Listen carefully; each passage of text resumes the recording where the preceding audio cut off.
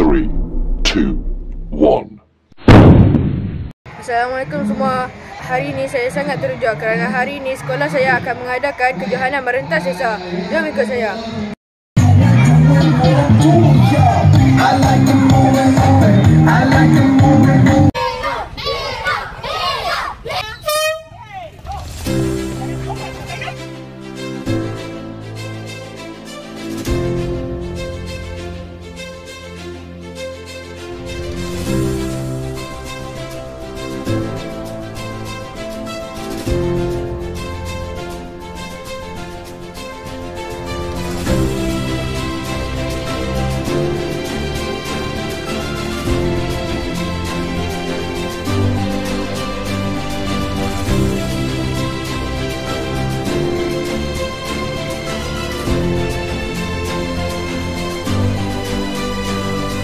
Bersama saya Aidil Amsyah, juara kejohanan merentas desa pada kali ini.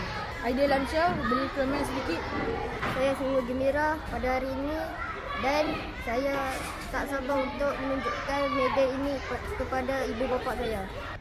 Bersama saya Abi Syekar, juara kejohanan merentas desa tahun 4. Beri komen anda. Saya tak sangka saya dapat juara perentas desa tahun 4. Saya amat gembira. Terima kasih. Okey, bersama saya Cikgu Azri, PK Co-Curriculum SK Sekhmat Butterworth. Assalamualaikum Cikgu. Waalaikumsalam.